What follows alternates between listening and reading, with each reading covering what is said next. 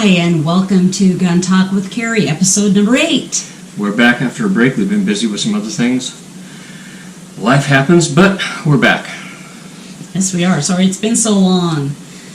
Okay, so what's been going on? Let's catch everybody up. Okay, a lot of things have been going on.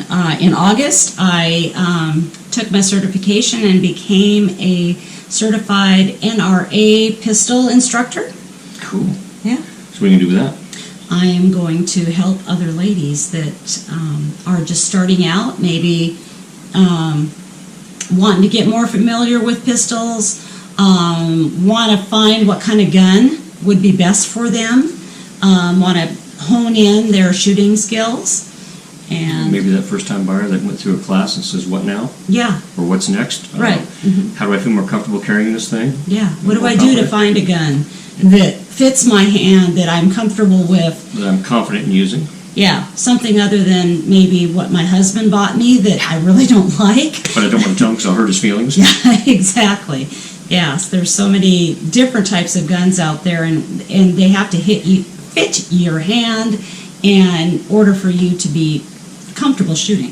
So look out for Confident Ladies Pistol Training. It'll be a thing happening. It's a lot of legal garbage you have to make sure is correct before we can make it happen, but it will be happening. Yes, it will. Excited about that. In August, at the end of August, we both went and competed in the Washington State IDPA Championships, and we both did very good. Here's the kicker, and this just blows my mind. Last year, Carrie shot this. This is a Dan Wesson Guardian. It's my gun. It's 45 ACP. She did pretty well. However, this year, she shot this thing and actually placed 8 places higher, shooting a 6-shot revolver with speed loaders, not moon clips, speed loaders. Now, that just kind of defies all logic. This moon clip, this speed loader.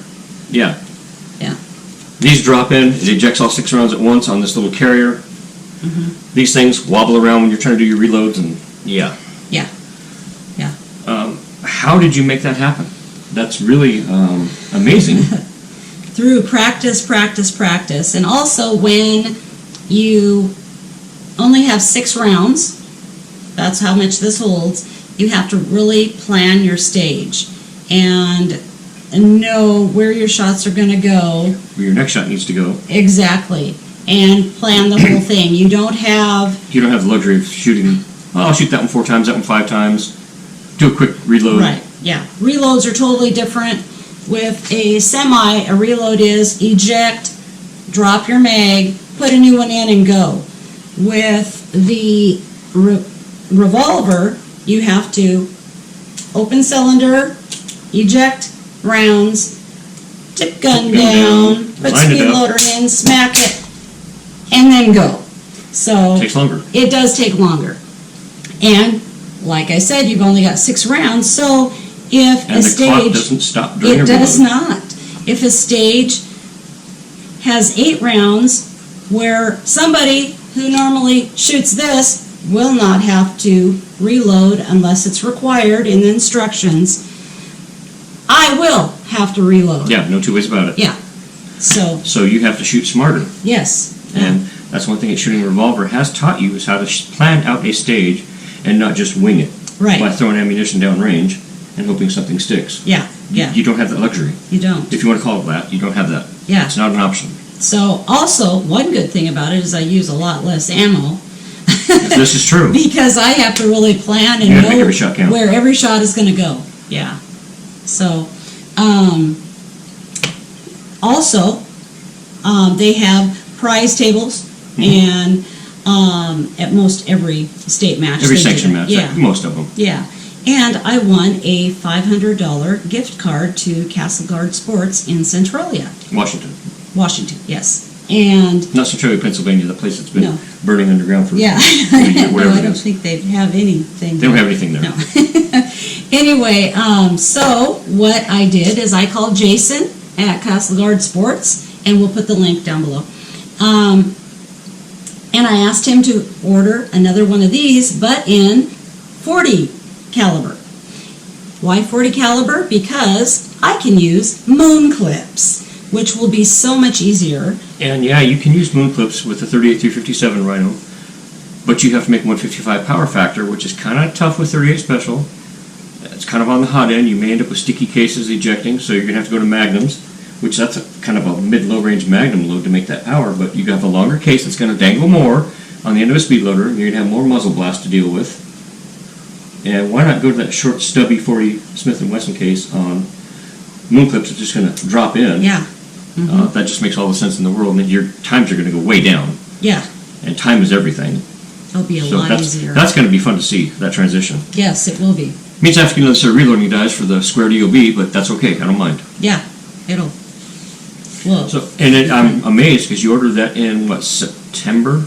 Yes, I ordered it in September, and I got the phone call last Friday. On Black Friday. Yes, and we were there in less than an hour signing the papers.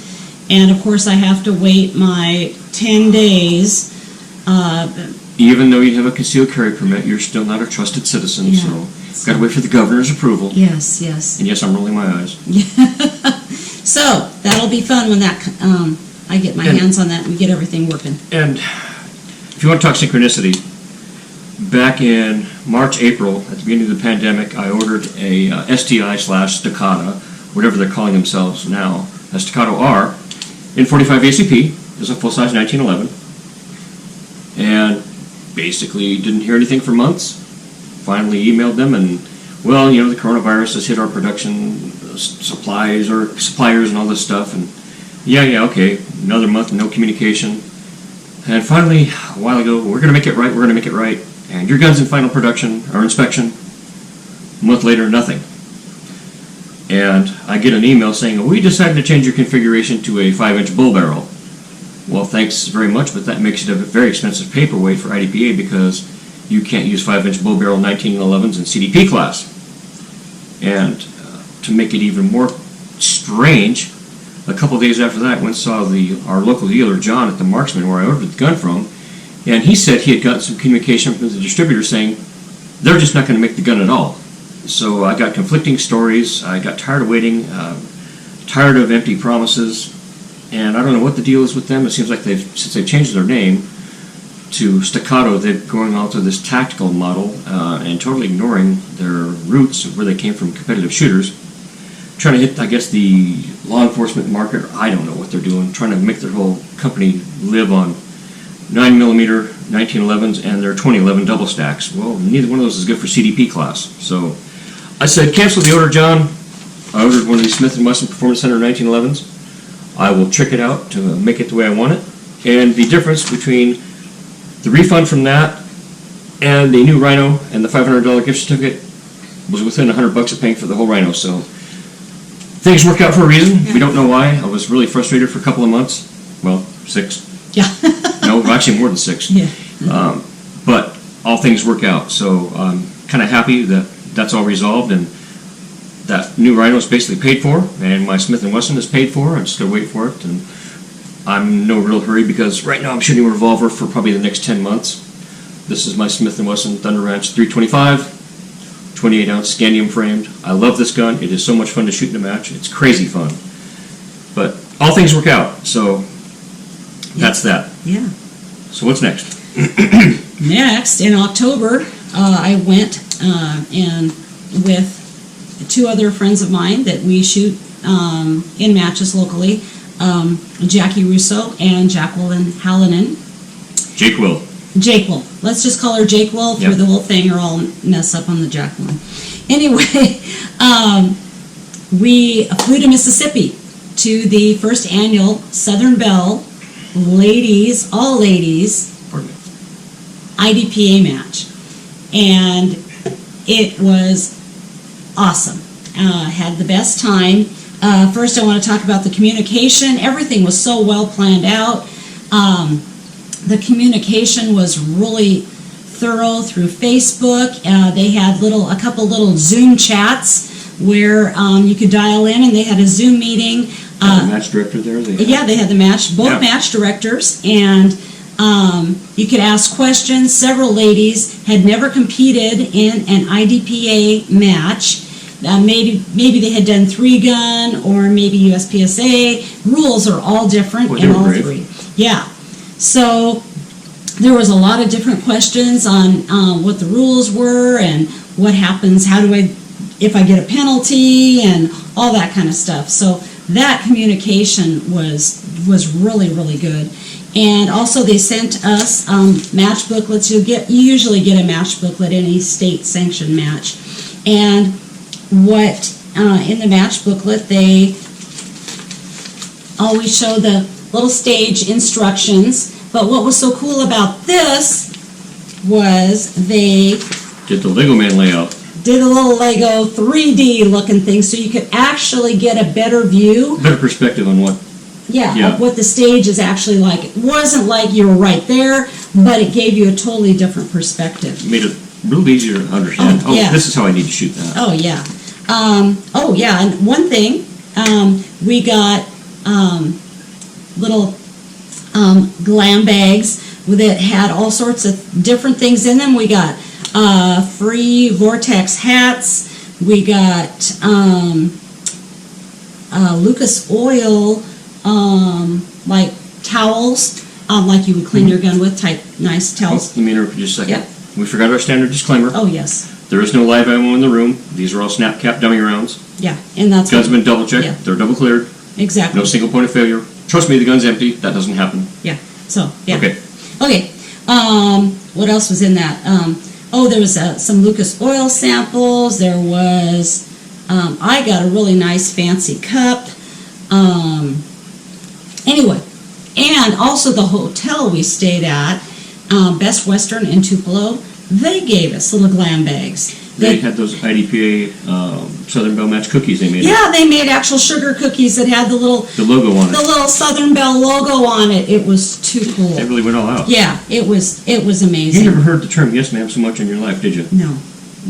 It was They were all very polite, and there was no extremely hostile. "Hey, lady, what are you doing?" Yeah. None of that stuff. Yeah. I didn't go, but No. the video was very evident that they were good Southern gentlemen. That Oh yeah, I didn't explain that.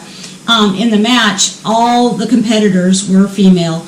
The SOs, or safety instructors, safety officers, were men, and some of them wore kilts. That was quite interesting. And we were all given coins. All the competitors were given coins, and the SOs actually had to compete to be the best SO. And so if you liked the way you were treated, you put a coin in their bag. That's funny. So yeah, so there was a definite little competition with the men going on there. I'll put the link to that video in the description. Yeah, getting there.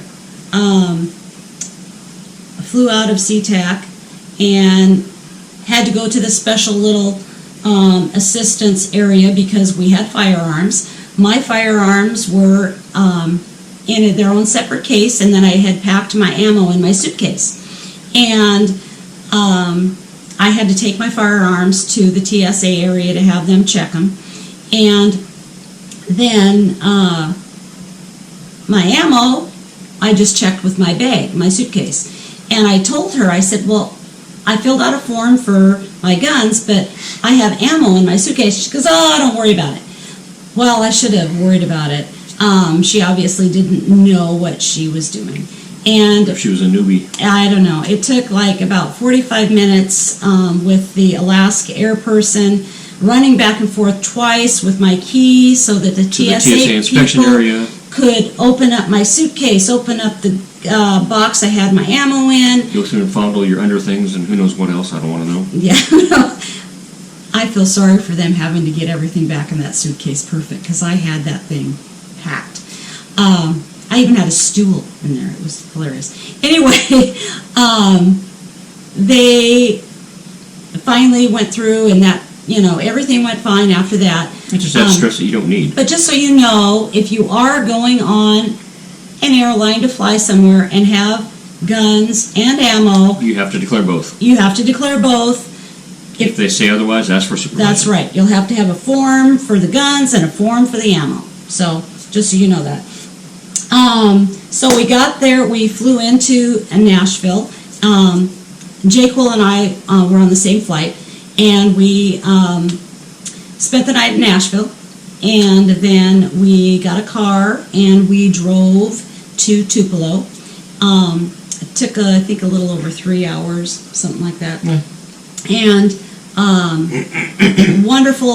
found a wonderful road. It's called the Natchez Trace Parkway, and it was like 155 miles. Yeah, you call it the Long Winding Road. Yes, a beautiful, like you're driving through a forest reserve. It was just gorgeous. No trucks, no semis, no traffic. And in spots, no cell reception.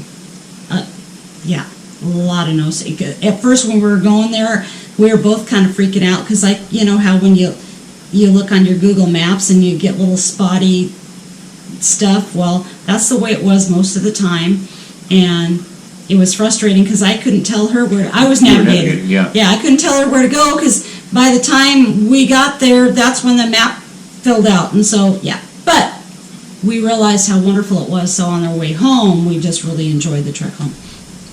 So we got there we flew out on Thursday, got there actually in Tupelo on Friday, and stopped, and after our long drive, had something to eat, and then we drove to the range and got to walk through the stages and view the stages. We couldn't actually walk through them. We had to stand back and look. They didn't want to give anybody any extra advantage. Yep. It was 80 degrees and muggy, and so we were thinking, it's going to be warm tomorrow. So, Mississippi. Yes. Did I ever tell you I spent a lifetime for 9 months in Biloxi? It's a lifetime. Keesler Air Force Base.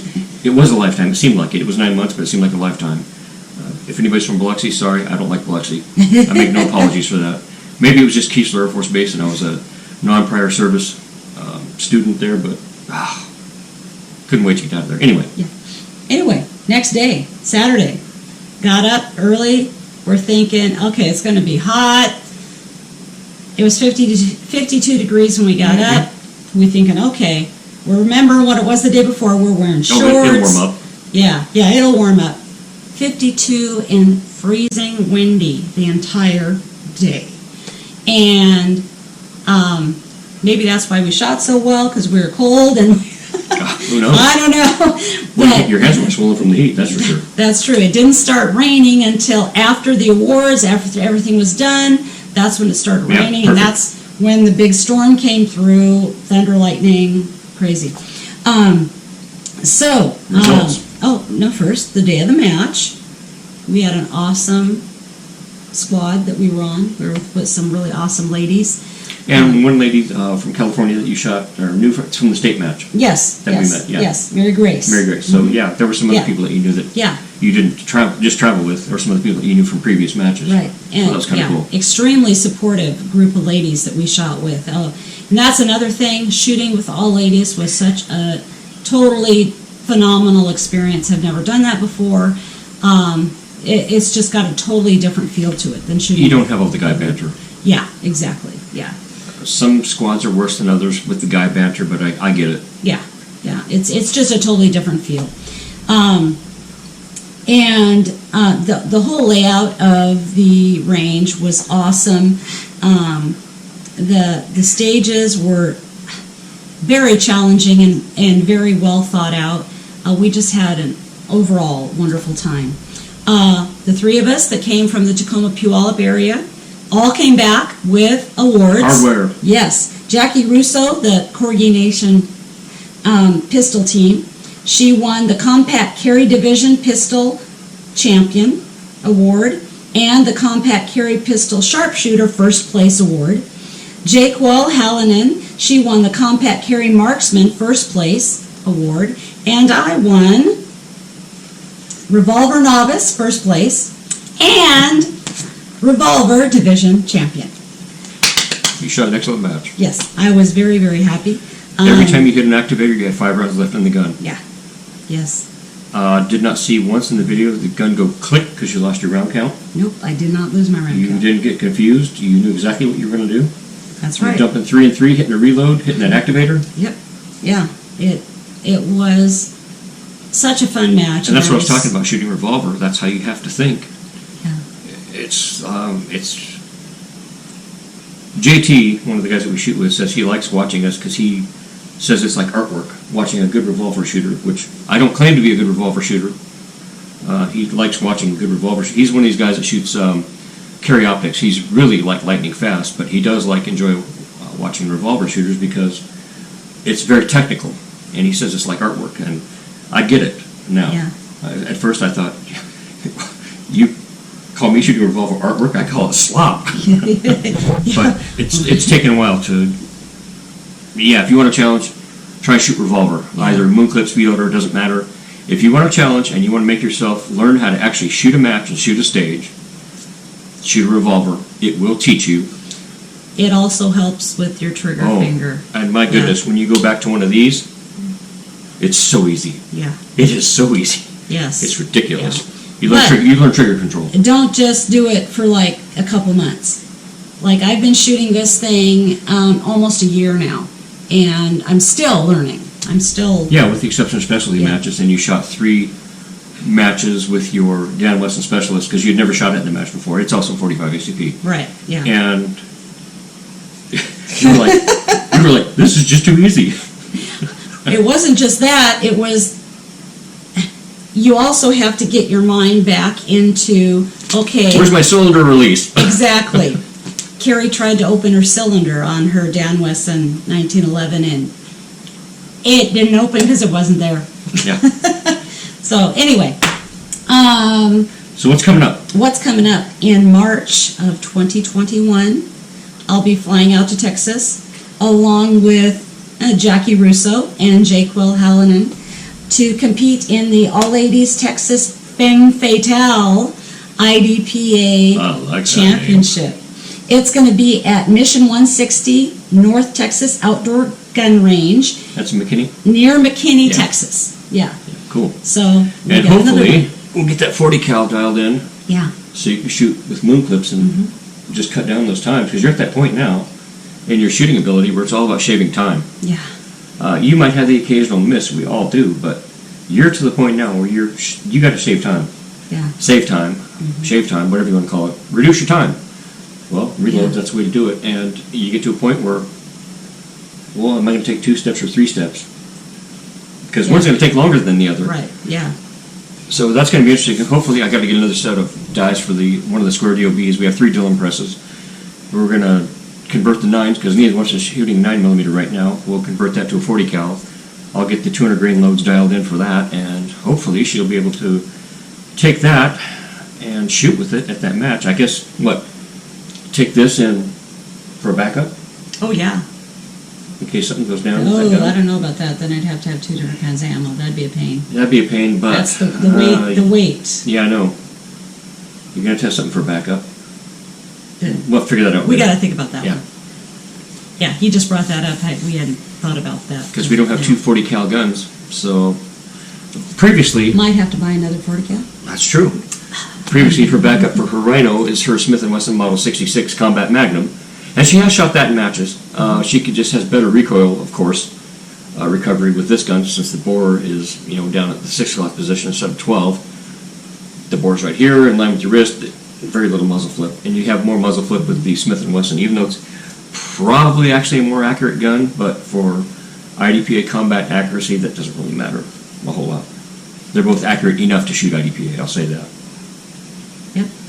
So, I think that's it. Anything else? And you're wearing your cool shirt. Yes, I that am they gave wearing you. my cool shirt. Yeah, that we got at the match. I don't have a cool shirt. No, he doesn't. I feel neglected here. I'll probably get a cool shirt in March, too. I won't talk about it. Okay, so I guess that's it. That's it. We're going to beam out of here. Okay. Everybody have a great day, and hopefully 2021 is better, and we'll get another one of these videos out here in probably 4 weeks or so. Yeah, okay. All right. Ciao. I'll see you. Bye.